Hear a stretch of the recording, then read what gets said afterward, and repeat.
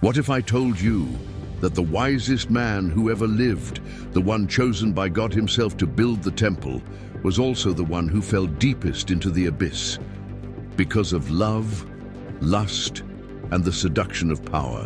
What if behind the golden gates of his palace, behind the sacred walls of the temple, a spiritual war was being waged night after night, not with swords or armies, but with soft whispers, sacred oils, and seductive eyes?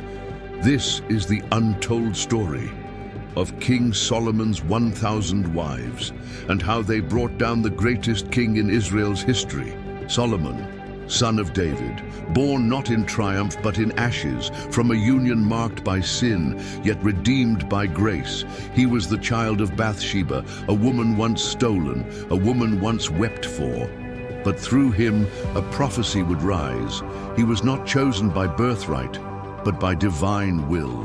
When God appeared to him in a dream, he could have asked for anything: gold, victory, long life, the destruction of his enemies. But instead, he asked for one thing: understanding, a heart that listens, a soul that discerns. And heaven opened. He was flooded with wisdom, not of books or scrolls, but of the heavens, of the spirit, of things unseen. He could read dreams as if they were letters from the divine.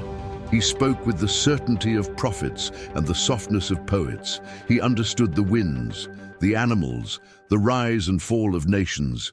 Kings from every direction sent emissaries to sit at his feet. They traveled with questions that baffled their wisest men, and Solomon answered without hesitation. Queens crossed deserts to see him, none more famous than the Queen of Sheba.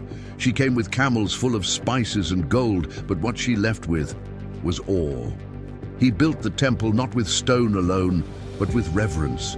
Every measurement, every beam of cedar from Lebanon, every veil and vessel, designed to host the presence of the living God. It shone like the sun itself, a crown on the city of David, a sign that Israel was not just powerful, but favored. But while his hands built the house of the Lord, his eyes began to wander. Behind the throne, something was growing, quietly, beautifully, dangerously. Not just wealth, not just glory, but women. At first, a few, daughters of kings gifted in treaties, then dozens, then hundreds, then 1,000. Daughters of pharaohs, princesses of Moab, Sidon, Edom, Aram, and beyond the rivers. Each woman brought something new, a language, a scent, a god. Every marriage was a seal of alliance, a guarantee of peace, but also an invitation. Each night became more than pleasure. It became ceremony. She would enter his chamber not just as wife, but as messenger, as mirror, as mystery. Some came veiled in jewels, others barefoot, wrapped in desert linen. But each kiss was a seed planted deep within his soul. And over time, those seeds would grow into vines that would wrap around his heart and pull it from the altar. Imagine a palace so vast, it echoed with the footsteps of 1,000 women. The sound of bracelets clinking, silk brushing against stone, bare feet tracing ancient marble floors. A kingdom within a kingdom, not ruled by swords, but by perfume, silk, and intention. Each chamber was a world of its own, perfumed, veiled, sacred. Rooms filled with cushions embroidered with foreign symbols, incense from Sidon curling through lattice windows, mirrors from Egypt that reflected more than the body, they reflected ambition. At dusk, the rituals began. The halls darkened. The torches were lit with sacred resins, benzoin, galbanum, opopanax. Shadows danced on the walls as women prepared themselves like priestesses. A chosen concubine was led by a circle of handmaidens, first to the chamber of purification, where 7 bowls of water awaited, each infused with oils of specific intent. One to awaken the senses, one to still the mind, one to make her unforgettable. She bathed in waters scented with frankincense and cassia. Then 7 servants anointed her skin with myrrh, saffron, aloe, and balms from the east. Her skin glistened under the flame, her hair braided with golden threads and sapphires, her robes sheer as desert mist, dyed in royal purples, midnight blues, and reds the color of wine. The path to the king's chamber was more than a hallway. It was a passage of power, lined with columns, carved with scenes of union, conquest, fertility. Fire-lit bowls of resin exhaled clouds of smoke that smelled of lust and longing. As she walked, every step was deliberate, every breath part of the rite.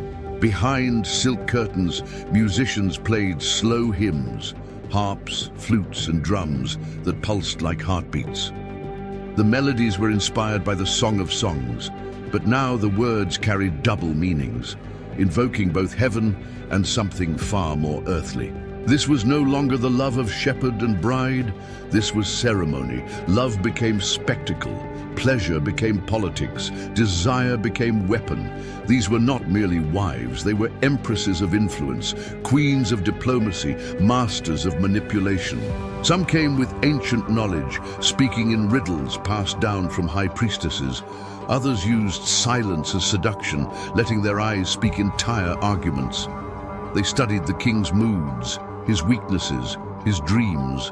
They knew when to cry, when to flatter, when to offer counsel wrapped in kiss. And each knew that the closer she drew to the king's heart, the closer she came to shaping a kingdom. To touch the king's heart was to rule a nation. Slowly, the man who spoke with God began speaking with stars, symbols, and spirits. Some of his wives whispered secrets of their gods: Astarte, Molech, Chemosh. At first, Solomon listened out of curiosity, then fascination, then devotion. He built them temples, not far from the house of the Lord, but near, too near. Soon, incense for Yahweh was mingled with incense for Baal. Sacred songs were drowned by chants to foreign deities. The same hands that blessed the altar now built high places for false gods. The same lips that prayed for wisdom now kissed idols in hidden groves. And in the shadows of his palace, as 1,000 women danced beneath moonlight, Solomon, once the wisest man on earth, became a divided soul. He had it all, every pleasure, every luxury, every heart except his own. By the end of his life, his eyes looked across the city and saw two Jerusalems, one radiant with gold and sacred fire, the other dark with smoke and strange chants. He wrote Ecclesiastes not as a teacher, but as a man broken by his own thirst. "Vanity of vanities," he said, "all is vanities and chasing the wind."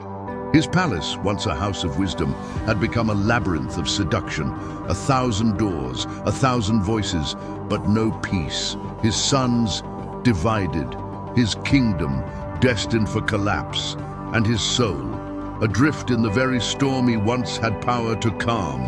What can we learn from a man who had everything but lost the essential? Solomon's fall didn't begin with idolatry. It began with desire untamed, with alliances that looked like love, but led to ruin. It began with seduction, not of the flesh, but of the soul. And today, we're not that different. We too build altars, not of stone, but of distraction, pride, and compromise. We too let strange voices whisper in our hearts, through screens, platforms, lovers, and fame. And slowly, we forget the God who gave us everything. If this message stirred something within you, if your heart felt the echo of truth, then don't walk away unchanged. Subscribe to this channel, not for content, but for reminders, for revelation, for a return to the sacred. Let Solomon's story be more than history. Let it be prophecy. The man who once ruled with wisdom fell to the very thing he thought he had mastered. 1,000 wives, 1,000 choices, but only one truth, that without God, even a king becomes a slave. Let us not chase shadows while holding the light in our hands. Let us choose better, because wisdom without obedience is still foolishness.